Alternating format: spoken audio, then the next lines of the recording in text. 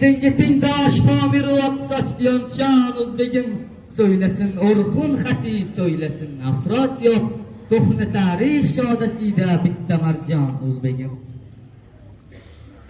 Al-Beruniy, Al-Xorazmiy, Al-Farab avlodidan asli nasli balki o'zliq, balki tanho O'zbegim o'pdilar sho'rlik boshimdan o'ynatib shamshirlarim necha qon, necha sulton, necha ming'on O'zbegim.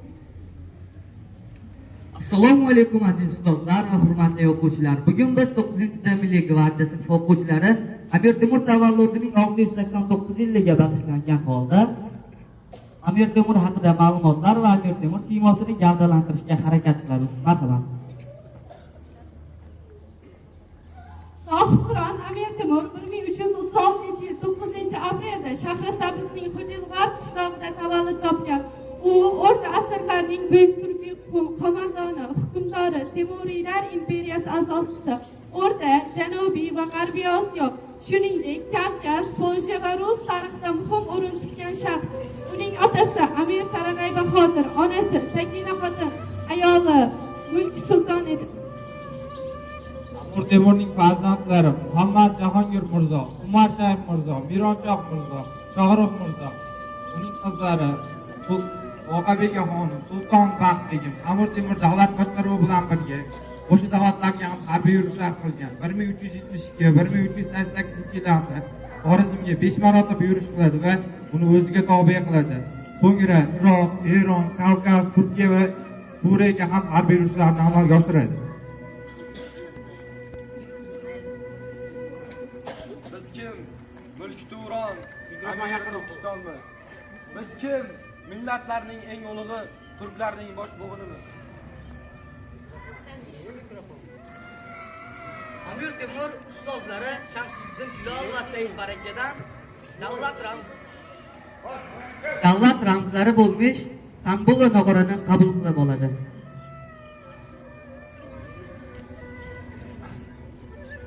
Qarag'ay Bahodir, sizga tambul va nog'ora taqdim etamiz. Siz buyuk davlat arbobi bo'lasiz. Ustozim, boshimiz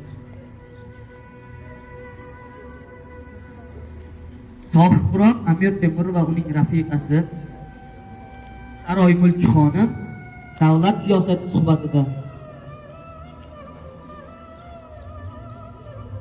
Assalomu alaykum hukmdorim.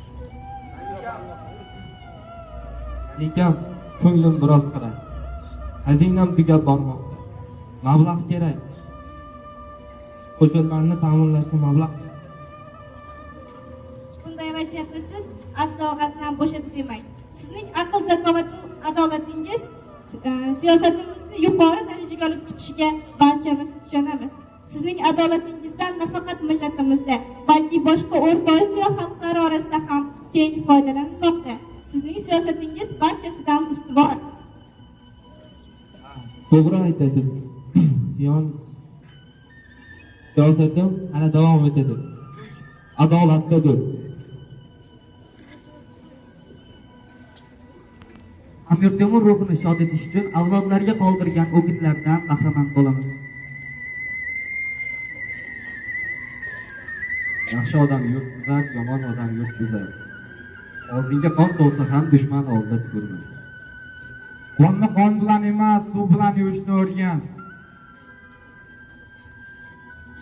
Kimki menga kelib qo'shilsa ulug'lanadi, kimki men bilan kurashmoqchi bo'lsa yiqiladi. Buyuk Turon davlatining sohibi Amir Temur yurtni birlashtiray deb yashadi butun umr. Bu gal Xitoyga yurish so'nggiligini bilmas u, yo'ldagi azoblarga aslo parvo qilmas u. O'trorga yetganida ayoz esib yog'di qor, Temur farmon chiqarib tunashga qildi qaror. Kun botib kech kirganda tezlashdi dovul bo'ron, askarlar chodir qurib jon saqlar yoqib gulxan.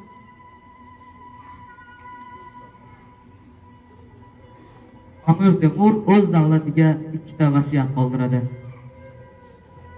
Ey ustozlarim, men saltanatimni Pir Muhammadga qoldiraman va Xudoga yurishni davom etishingizni so'rab, buni ham vasiyat qilaman. Aytganingizdek buyuk babakalonimiz Sohibqiron Amir Temur 1405-yilda Xitoy yurish chog'ida vafot etadi.